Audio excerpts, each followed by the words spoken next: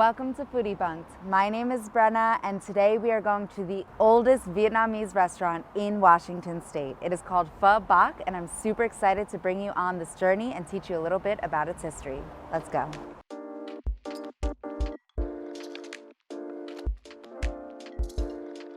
A lot of history happened that led up to the opening of Pho Bac in 1982. In 1975, communist troops from North Vietnam attacked Saigon and sent Vietnamese people from the south scrambling for safety. Over a period of time, more than 50,000 refugees arrived in San Diego and were bused to Camp Pendleton for shelter and for food. Now, at this time, Governor Jerry Brown of California in 1974 made a public statement that he did not want the Vietnamese people in California.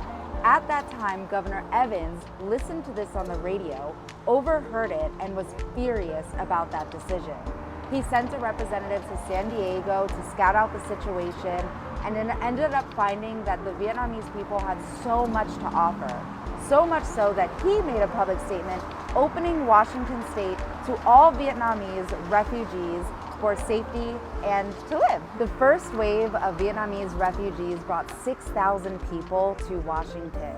And thus, in 1982, the very first Vietnamese pho place was opened, Pho Bac, and here we are today. Let's go inside and order some food.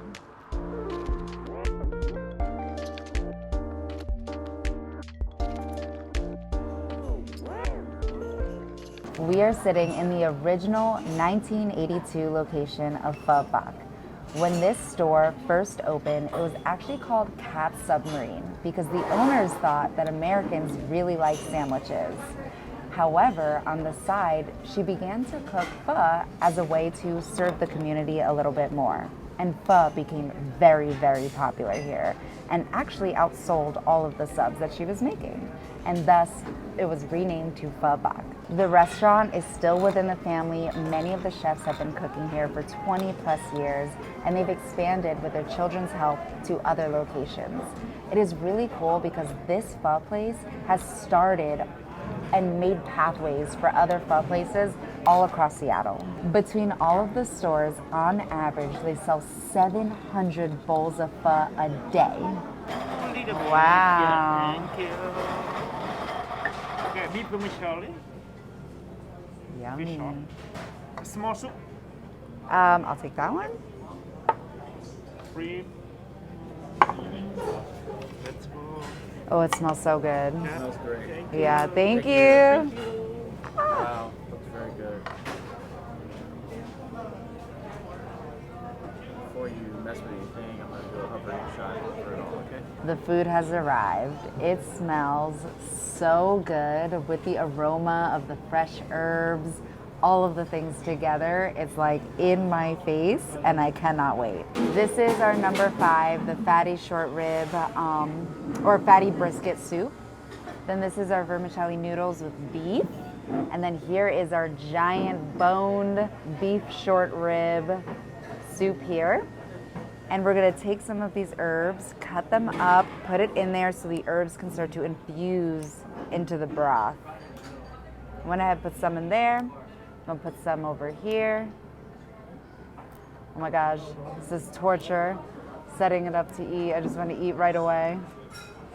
We're gonna stir this up. Before I add any lime, before I add any of the jalapeno or anything else, I wanna taste the broth for what it is. And then we'll get to all the dipping sauces and all that other delicious goldenness. I love noodles. Here's our rice noodles, nice and slippery. Our meat is cooking. It's looking good. Let's try some broth.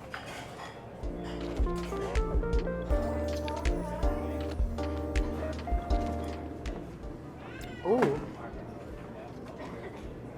Ooh, that is packed with flavor.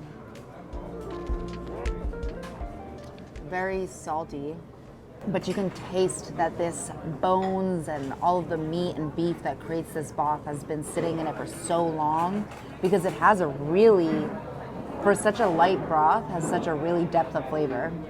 Taste that meat and the herbs that soak into it. It's really good. All right, let's try a piece of this meat.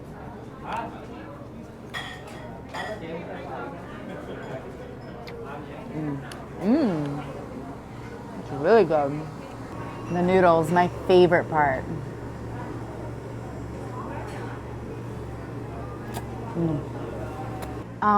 The noodles are not as chewy and bouncy as I thought they would be, but they are really good still. One thing that I learned in my research is that there's two different ways of eating pho. There is the northern way and then there's the southern way, and dipping it into hoisin sauce and chili sauce is one of the southern ways to eat pho. So that's what we're gonna go ahead and do right now. Take a fatty piece of brisket, dip it in. Ooh, I really like that. So even though the broth is packed with flavor and all of the herbs that are infused in it bring a lot to the table, dipping the meat into the hoisin and the chili sauce just adds like a really big punch to the mouth of flavor, bringing that tangy spiciness also along with those subtle flavors that come from the broth. Next, we're gonna try this. Oh my God, it's heavy.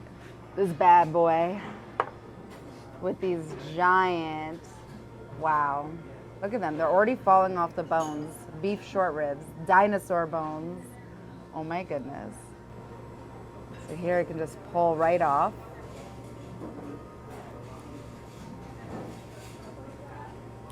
Whoa. Same broth, same everything, just different type of meat here. This one's a little different. I'm gonna bite from the bone. This meat experience is very different. Whereas the first soup, all of the meat is sliced so thin that it melts in your mouth. This has a lot chunkier pieces of fat and then also chunkier pieces of lean sections. So it creates a little bit more of a chewy sensation. I think I actually prefer the sliced meat the more traditional way because it's just so tender and so soft. Now we're gonna try one of my favorite Vietnamese dishes, which is vermicelli noodles. We have vermicelli or vermicelli, I've heard it so many different ways, but we have our beef, we have the noodles, we have some nuts. Underneath here, there are some herbs and lettuce, and essentially take the fish sauce, pour it all on top. At least that's the way I've learned. I'm not sure if we're supposed to dip, but I've always done a pouring action. Do a little bit of a mixy mix. Get some of our noodles up. Oh boy.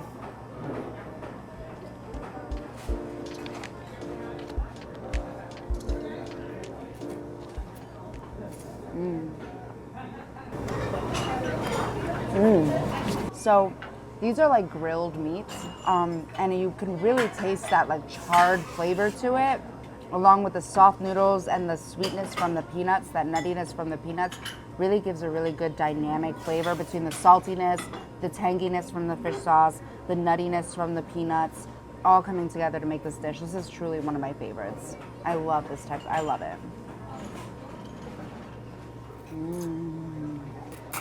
So this is a Chinese donut, and in my research on pho, I found that in Hanoi, which is northern Vietnam, they actually like to dip this in the soup. So we've got some southern Vietnamese ways of eating it here and some northern ways. Adds a little bit of a crunch. Pretty good. I don't think the soup needs it. I actually think I'd prefer it without it. Maybe I'm a southern pho kind of girl. It was good though. The history of pho is so interesting, and the history of Pho Bac, this restaurant, is also just as interesting. And I'm just so honored that we're able to sit here and have such a good meal today. I hope you enjoyed this journey today. Make sure that you comment, like, and click to subscribe and follow my Instagram. I'll see you little foodies later. Mwah.